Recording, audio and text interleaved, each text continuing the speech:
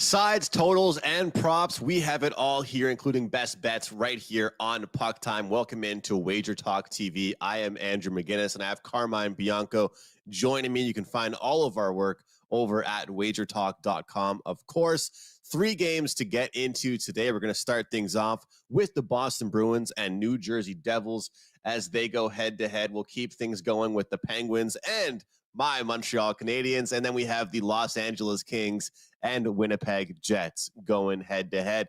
Carm, the first game on tap here is pretty much the only game with relatively close odds, and that would be the Boston Bruins and New Jersey Devils. What do you have for us in this game? Yeah, congrats on owning the Montreal Canadiens. I didn't know you owned the Canadiens, my Montreal Canadiens. My But with team. that said, Andrew, listen, New Jersey's playing so much better hockey now. If you looked at their schedule and the results in November, it was pretty bad until close to the last week of November, where they started to play well. They've won 6 of 8, went on that road trip, won 3 of 4 games on that road trip. They lose the last game of that road trip to the Edmonton Oilers, but um, it, it's not a bad way to end it. The Oilers are on an 8-game winning streak. They just don't seem to lose to anybody right now, and they're putting it together.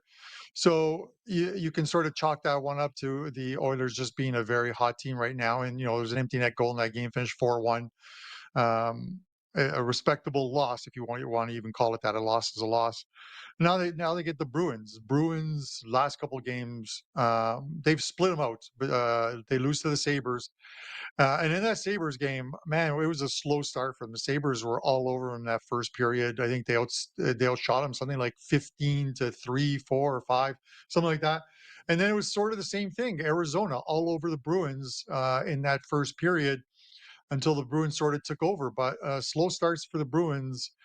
Um, and we talk about it. I normally want to try and fade a team off of a road trip, including a West Coast trip, but they ended up in mid Canada in Edmonton. They've had a couple days off since getting back to New Jersey, so I don't think that's any type of an issue. And we've seen some teams off of back to backs have played well, like the Leafs last night. More than anything, I'm leaning New Jersey in this one, and it's just because of the fact that they're not only are they playing well, but you look at the Bruins last 10, they're 5-5 on the road. But on top of that, some injuries hitting the Bruins. They lose defenseman McAvoy, Forbort is out, and Zaka forward, he's out. All 3 guys are going to be missing tonight, and those are big misses for this team. I get it. You can, Montgomery plugged in Coyle last game, and he played well, but you can't double shift Coyle. It's just night in and night out until these guys get back.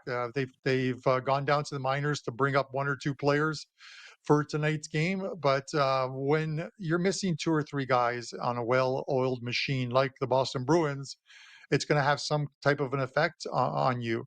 If the Devils can continue to play some good defense, and they have shown better defense in the last 10 to 14 days than they have all season long, maybe they are actually turning it around. You look at the Devils' schedule, Andrew, to finish off 2023. It's a very favorable schedule for this team. They got to get by the Bruins tonight, but there's a lot of wins over the next 18 days before this year is up for the Devils. Winnable games. Whether they win them is another question, but I do like the Devils tonight. It's minus 125. Anytime you go against the Boston Bruins, it's always tough because this team is, they proved it last year. Every time someone doubted them, including I, putting my hand up, um, they just came back. They just beat you. They just beat you until the playoffs came, and they were one and done. But I think the injuries play a factor in this one, especially because 2 of them are on the blue line for this team. So I'm going to take the Devils at home, laying $1.25. All right, looking towards the home team here at the New Jersey Devils. I'm going to look just towards the over. I saw so many different trends to look at that favored New Jersey. I saw Boston's won 6 straight against New Jersey. I saw both these teams One team won 3 of the last 4. One team's won 4 of the last 5 games. They're both playing relatively well here. And you talk about that West Coast road trip. I thought it was a pretty respectable trip there for the Devils. As you mentioned, the Oilers are just getting the job done against everybody right now. So losing to the Oilers, certainly not really a bad thing. And you mentioned those injuries for the Boston Bruins, even starting with Pavel Zacha, even though he is a centerman, it affects the team defensively, right? And it affects them in the faceoff dot. It affects them with their back checking. He's been a key player to them. He's, in a weird way, kind of, been the guy to fill the Patrice Bergeron role. I'm not saying he's Patrice Bergeron by any means, Carm, but that's what he's been for this team. So you think about the role that centermen play, the top centermen play in certain leagues, and whether it's your first or second line, you need to be responsible defensively as well, not just offensively. So no McAvoy, no Forbert. Obviously, they've had Grzelcyk out for a while. I think this team's going to hurt on defense. And we always talk about road and home splits. And one thing I've noticed is this Boston Bruins team seems to go over the total much, much more when they are on the road versus when they're at home. 8 of last 12 games in general have gone over, but 5 of their last 6 games on the road have gone over the total here. And, this New Jersey team, they're known to get into some shootouts. When they play against teams like the Bruins, it's kind of when they don't really look the same defensively. You give them a Seattle Kraken, yeah, they'll show you they're a good defensive team, but you give them a really good offensive, firepower type team, all of a sudden their defensive ability goes away a little bit here. And you talked about that first game back road trip, and they've had some rest and things like that. Still a factor. Obviously dropping that last game against Edmonton, they'll want to get back on track, but with this being at 6, I know people talk about the great goaltending the Bruins have, and the Devils have some good goaltending too, but I've noticed a huge difference in the splits, Carm, road versus at home with this Bruins team and how high scoring their games can be. So I'll take the over 6, and I hope all the goals come for the Devils for you, man, so we can both cash a ticket. Uh, Yeah, I don't mind it as well, Andrew. And a couple of points you talk about. Yeah, the center is very important as far as from a defensive aspect of it. Like I said, they plugged in Montgomery plugged in Coyle against Arizona, and I saw the numbers on him. He won like 17 of 22 faceoffs, which is pretty good from that aspect of it. Because I was looking at some of the guys last night, and I had Scheifele yesterday as a shot prop, and he ended up with like 2. He was more with Connor out. He was more of a setup guy. Every time he had the puck on the power play, he was looking to pass. He wasn't looking to shoot.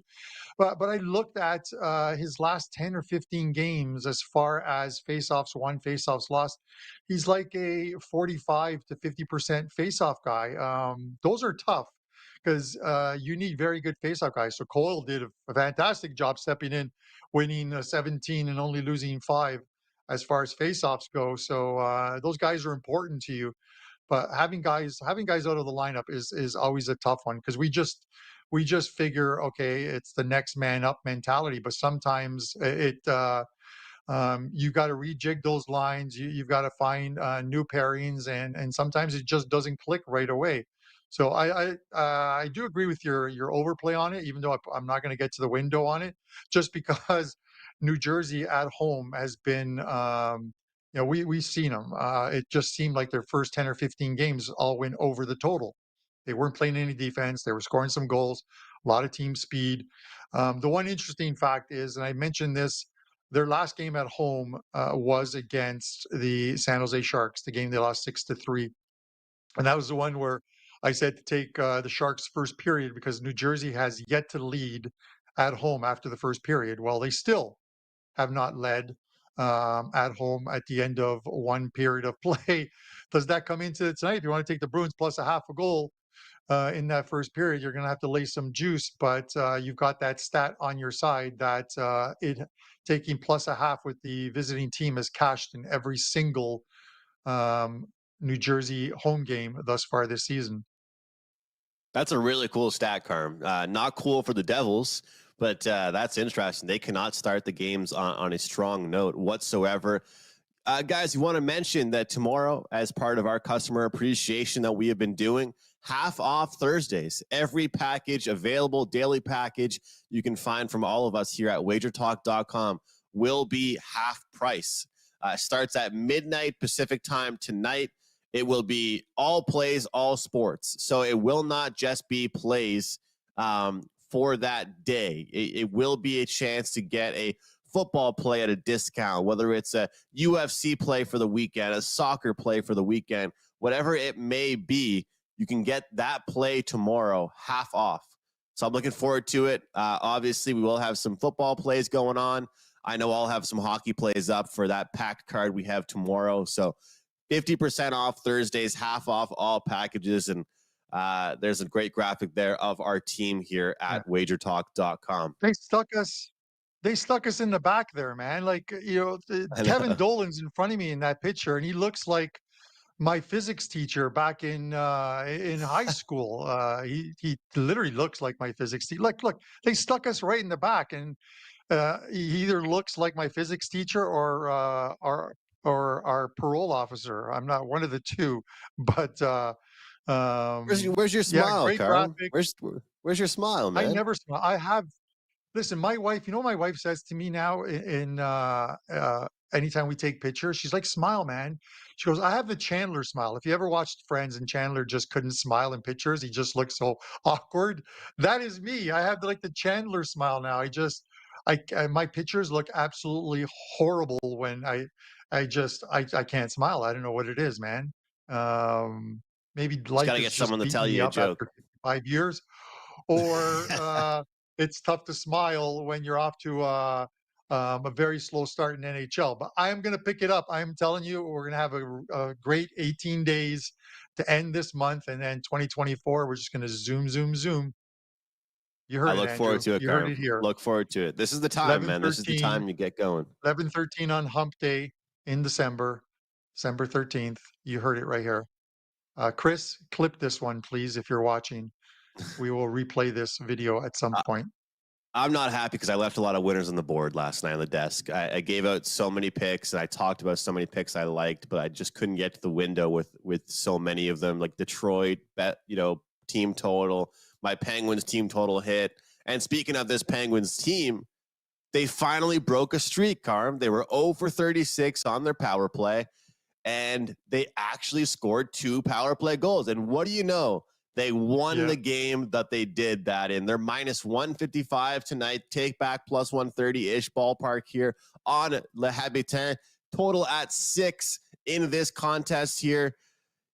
Samuel Montembeault versus Jari, I believe, is the matchup. Carm, correct me if I'm wrong on that one. But what's your take on this game?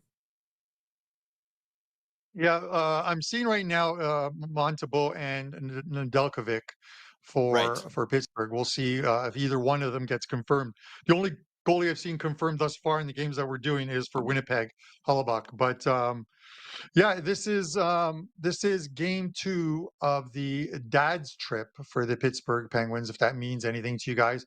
Dave Koken, we've been talking, messaging back and forth, Andrew and I, with Koken, the GOAT. And we know and even Brian Leonard sends me a message last night about the dad's trip. He goes, it was the Leafs' dad trip against the Rangers.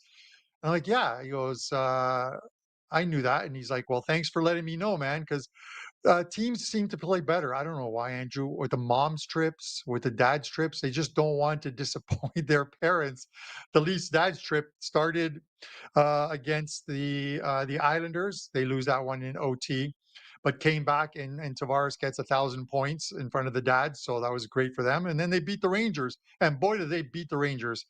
Pittsburgh, dad's trip, they beat the Arizona in game 1, and now the dads are traveling to Montreal for tonight's game as well too, and then they've got a fishing expedition in Toronto, from what I read.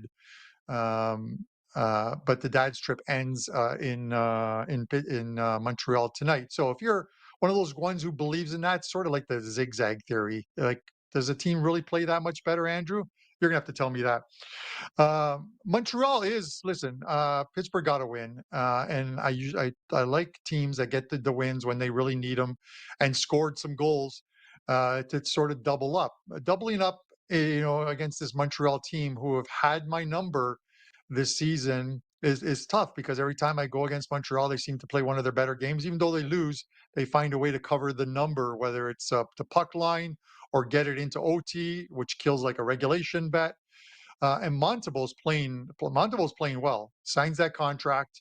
He's playing extremely well. He had one bad outing, I think, in his last 5 or 6 games. But if you look at his numbers, the last, I think, 5 or 6 games, he's allowed like 3 goals once, a slew of twos and ones. He's playing well in goal for this team, and he's their guy right now. I think they'll eventually get rid of Jake Allen in the trade market, and Caden Primo becomes the backup to Montembeau. I still want to take the Pittsburgh Penguins tonight.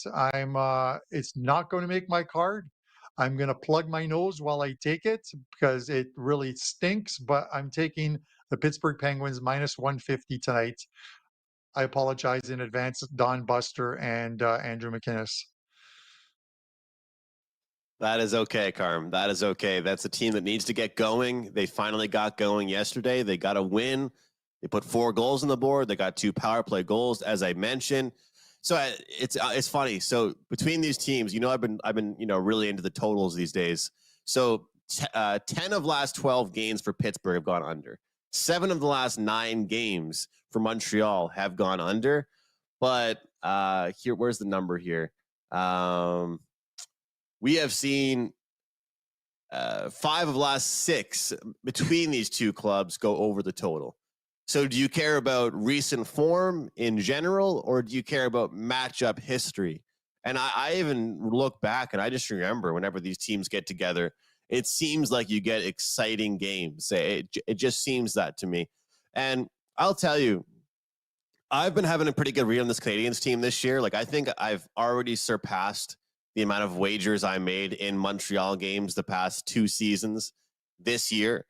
And a lot of them have been total bets, because that way I don't have to go against or pick on the team that I cheer for.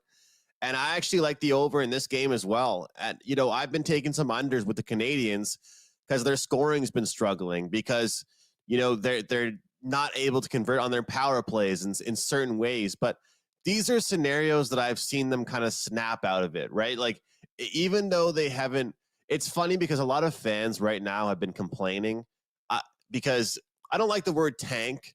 And let's face it, they've had top picks for like the last several years in the draft. But it's annoying for a fan base if you win a game every 3 or 4 games, because it's like, okay, what are we doing here? Are we tanking? Are we trying to make the playoffs? What are we thinking here? But if you look back at the Montreal Canadiens, as you mentioned, them kind of have been a kryptonite to you. Like, they'll lose a few games, then they'll beat Seattle. They'll lose a few games, then they'll beat Columbus, lose a few, beat Anaheim, lose a few, beat Buffalo. And I'm not saying that they're going to beat Pittsburgh here. I just think that we have to still understand the team that Pittsburgh played last night was the Arizona Coyotes.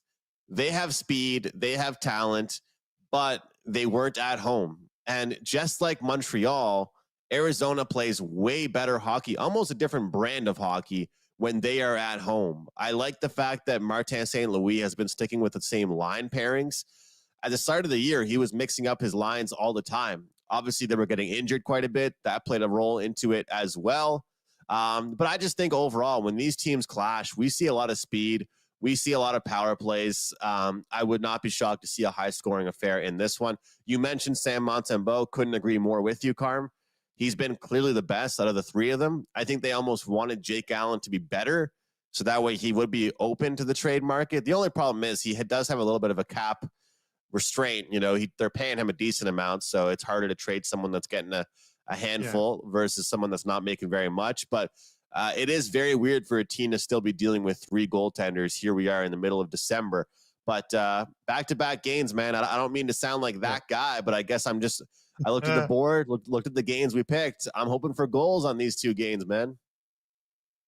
Yeah, no, listen, you always still have to be aware of back-to-back games. You still have to be aware of like 3 games in 4 nights with travel, or 4 and 6 nights with travel in between, because when you get into like and I always think about this month, December, I almost think that players in the month of December are sort of, they're out there, but there's so much on their minds as well too. It's almost like it's the holiday season, Andrew. And you're talking about trends. I will put a lot of these into my write ups, but just talking about the last 10 or the last 15 meetings between these teams, but um, it's just discussion. That shouldn't determine why you're taking it, but I just think include everything in there because if the last 10 between the Penguins and the Canadiens have gone over the total, let's say hypothetically, it doesn't mean the 11th has gone over. It's like flipping a coin. It is still 50-50. But not only that,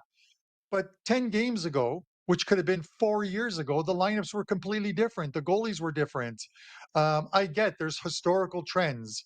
I've gravitated more in the last year. I did a lot more analytic last year, and it was a good year.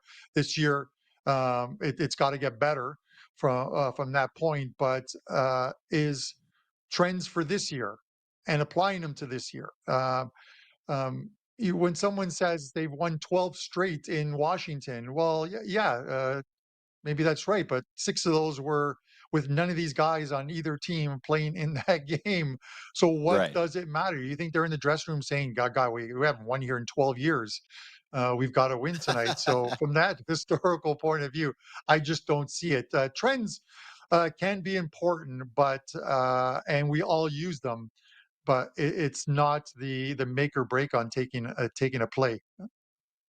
That's just how I look at it. I agree with you on that completely. There's one thing I will say though. I was listening to a podcast the other day, and they were complaining. It was actually Mark Mathot. He works with the Senators media and stuff like that. Former NHL player. He was talking about how he doesn't like how rivalries have been kind of tuned out of hockey anymore. Like he thinks that with the lack of physicality in the game, with kind of the lack of rival, it's just like every game seems to be the same. But I feel like more so back in the day, like even just a few years ago, Carm, like when the Capitals and Penguins got together, when it was Ovechkin versus Crosby, that was an example where you can look at historical data, I believe, right?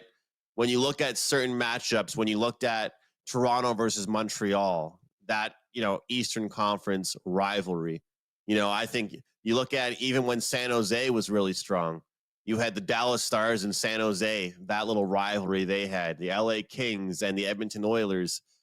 In my opinion, those are the only times where I would look at historical streaks. Like I remember when Ovechkin and Crosby were going head to head, and it was always a big game when the Capitals and Penguins played.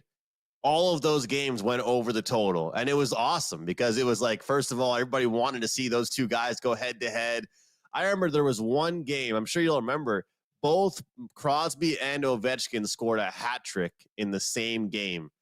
I thought that was pretty cool. So I'm completely with you. I mean, the funniest to me is when people mention that stuff for football or college football, when they're like literally students and they leave every 4 years. Yeah. It's like since 2003, this team against that team in November. It's like, how does that have anything to do with anything? But I think Yeah. rivalry, it definitely, when you're talking about rivalries, it definitely makes a bit of sense. Would you agree? Yeah, no, I definitely agree with that, and like I said, everyone applies it a different way. But it at the end of the day, it's just getting to what you feel is the right play. This is why, like, I label my write ups quick thoughts, but it ends up being like a one or two paragraphs, which isn't really quick. But I want to let you know what the mindset is of how I'm looking at plays. We should move along. We had a comment in there. Which I put the guy on a timeout, but he's literally like, "These guys are talking too much. Just tell us what the games are." I guess with our production staff and everyone who puts these shows together, Josh only wants a 2-minute show where we log in and say, okay, take New Jersey, Montreal, LA Kings. Thanks for tuning in. We'll see you tomorrow. Let's talk about the LA Kings. They're minus 185 favorites. This is the night game here. This is what they want, I guess, Carm. They don't care what we think about hockey and any fun opinions we have about stuff, I guess. Minus 185, Winnipeg plus 155. Of course, Winnipeg played last night, and They only scored 1 goal against the San Jose Sharks, man. What a game that was for Winnipeg. Unfortunately, I did have the over into that game. A lot of chances. Both goaltenders played very well. The unders continue for Winnipeg. LA, Carm, they've been kind of hitting us a little bit of a speed bump. They've got challenged recently, but they're still a great team, having a great season and on a pretty good run long term. What do you think about this game? Yeah, it's TJ Salvatore. I know you're in that live chat, and you mentioned Carm usually likes to fade teams coming from the West Coast back to the East Coast off a road trip, and now we have a West Coast team returning to the West Coast off an East Coast trip, and I don't want to fade them either. Listen, the Kings are playing really well right now. They went on that road trip. They suffered their first 2 losses of the season on the road. They lose in OT after blowing a 2-0 lead to the Islanders, and then followed that up with a loss to the Rangers.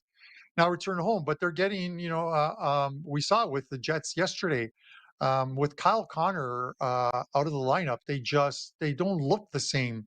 And I'm not sure if other players are taking up different roles, trying to set up. I talked about Scheifele, and that power play with them. This is what the second of a back-to-back, third and four nights for Winnipeg. So you have to sort of take that into consideration. And the Kings have had a couple days off since traveling back from New York, so it's not 1 day travel and then back onto the ice.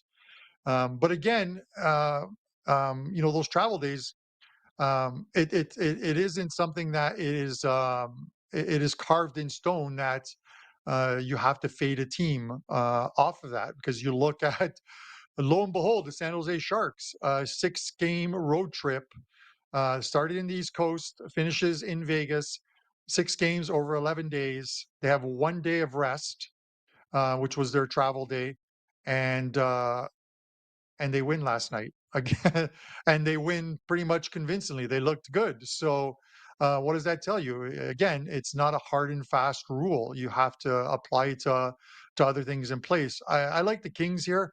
I think they're just playing extremely well as a team. And it was the Rangers and the Islanders, 2 teams that do play well at home, do play some defensive hockey. Although the Rangers didn't do that last night. I like the Kings here. So it's just a matter of how you play it. It's minus 185. You could do that -1 where you take the money line, you take the puck line, and you split them up 4% between the two. That could make my card. I haven't put anything up as of yet. Or look at the under. Kings are, like I said, Kings are playing well, and they're playing well because they're playing extremely well defensively. Even the games they lost, both games went under the total. And if Winnipeg can't score goals, then I really do like the under, because one team is going to have to provide all the scoring for you to lose that bet. Well, I'm hoping we can agree on the team total over for the Kings, Carm, because that's where I'm looking here, is for the Kings to get me to 4 at a -105 price. The way they end that road trip, as you mentioned, the Rangers a good team. Islanders, they play obviously their best hockey, and they're a whole different team when they're at home versus on the road. But this LA team, they had that great road streak. They had a pretty successful road trip overall. Did not end the way they would have liked to. And the first game back, could definitely create some sloppiness. There's no doubt about that, for them defensively, maybe a little bit offensively. But one thing I like about them is that they have so much depth. And watching that Winnipeg game last night, like I did, unfortunately, having the over in that one, I realized there's some holes in their defense, man. And San Jose scored so many goals in their road trip. I think they left all their goals on the road, because when they got back home, they couldn't score a goal. They couldn't really get any past Winnipeg. But if you had a competent team like the LA Kings that went against Winnipeg last night, I think they would have scored 4 or 5 goals at least. The defense did not look good. And let's be real here. We say a lot of times the back-to-backs don't matter as much as we think, and the defenses and things, but when you have a team that already played very poorly one night and then they have no real rest, and they go and play the next day again, I want to bet against that team in some way, shape, or form. And you've got a motivated LA team. It's not like they're coming off a successful trip because they lost the last 2. And I just love turning a near -200, near -190 into a -105 when this LA Kings team wins games, they score 4 goals. I'm confident they'll get us there. And even though this Winnipeg team has been an under team, a lot of it has been due to them going under the total themselves, not as much their opponent not scoring. So I believe the better team always dictates the pace. And if we both feel that LA is the better team, I think that LA's speed and their depth will be a lot for Winnipeg to handle. So team total over 3.5 minus 105 for me on the Kings. And I like it, Andrew. The one fear is always that, like you said, with with the road trips and going East Coast to West Coast, is a team that's playing good. They come home and they just lay like an egg in their first game at home, and you're like, oh man, I should have just stuck with the routine of fading the team, making that cross country trip. I think one of the reasons why I was leaning under in this game as well too, whether I get to the window with it or not, I'm not really sure. Is the fact that we normally see when teams play back to backs, their number one goalie is in the first game, but it was Brossoit in net last night in San Jose, and it's Hellebuck in goal tonight. So the better goalie is starting tonight, even though that was a great game by the goaltender last night. 32 shots by San Jose in that game, but both goalies played extremely well. I think it was Blackwood in goal for the Sharks, and they both played extremely well. 69 shots on goal, only 3 goals scored in that game. So we'll see the number one goalie in for Winnipeg in goal tonight. So if you believe in the or put a little stock or faith in the fading the team in their first off a coast to coast trip, then you're getting plus 155 on the Jets tonight if you want to take that. That's a good number. It is a good number. And even though I ripped apart the Winnipeg Jets defensively, they did play well offensively last night. They just ran into a good goaltender. So it's a good point. And it's a pretty good price. And speaking of good prices, I actually have a pretty good price for us for my best bet, Carm. So if you don't mind, I'll start things off with best bets, actually. And before I do that, I want to remind everybody about that great deal, actually, the half off Thursdays, because I just think that in general, we always push these long-term packages, Carm. But overall, if you want to try somebody out, if you want to get a play for the weekend, you want to get it ahead of time, you want to save some money, get that half off deal. I mean, I understand one daily play is $25, 5% is 35. And that might not be in your comfort range. You might be more someone that looks for 3 days or 7 days at a better deal. If you want to get one best bet tomorrow, busy day NBA, busy day NHL, Thursday night football, take advantage of that deal, 50% off, and make sure you can use that for multiple handicappers as well. Carm, I am going to go with a plus price on the Anaheim Ducks for my best bet. This is a team going head-to-head against the New York Islanders, and I am not a fan of this Islanders team laying a price like this whatsoever. I think it's ridiculous. You look at the Ducks right now, this is a buy low spot for me on them, honestly. They have not played very well. Their power play has not played well, but they're still producing and they're still getting production from all their lines. The best part about a young team is that they don't really get discouraged. People might think, okay, a team is young. They don't have that maturity. It's easy to get down in the dumps. I think it's quite the opposite with young teams. They really stick with it every single game. They can use their speed, and really every game seems like a new game. And against this Islanders team, I feel like it's a very big mismatch as far as the speed is concerned. The Islanders have played all right recently, knock off the LA Kings we just talked about. They beat the Maple Leafs. I think that the Ducks served them up a nice slice of humble pie, and you can get the Ducks in a nice plus 150 range at some shops. I'll check what the current number is right now. You can get plus 165 actually at some, and I even saw plus 170s out there. So make sure you guys shop around and get the best price you possibly can on the Anaheim Ducks. So I've hit 2 straight on the show this week, Carmen. And now I'm going for a dog. What do you have for us? 1-1 on the week thus far, Andrew, but best of duck on that play for you. I'm going to go back to the first game that we discussed, the Bruins and the Devils. I'm going to take New Jersey in this game, a -125. I think it's going to make my card possibly as like just like a 2% play on it. It's a light card of NHL action and not a lot of games that I really like tonight. So sometimes the best that you make is the one you don't take and just pass. But I'm going to take the Devils tonight. I talked about the Bruins being shorthanded on defense, missing Forbert, McAvoy. Zach is also missing up front for this team. So a little shorthanded tonight, but still a very good team. But the Devils are playing well now. 6 of 8, 6 of their last 8 they've won. Bruins 5-5, the last 10 on the road. I'm going to take the Devils and hope that they finally get off to a good start, especially in that first period where they have yet to lead at the end of one period of play. But Devils for me -125, and let's see if we can get the bread.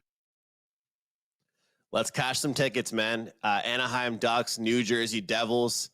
We don't always advise this, but man, that would make a nice little 2-teamer on a Wednesday night. I'm just saying, if you're interested, that'd be a nice little combo bet. But guys, make sure you're gambling responsibly. Make sure you follow us on Twitter, and make sure you like, subscribe, and comment what you are betting tonight in the NHL. We appreciate you all for being here. Live chat, guys that watch afterwards, guys that listen via podcast form. Thank you for being here with us on Puck Time. On behalf of Carmine, I'm Andrew. Thanks for watching, guys. We'll see you.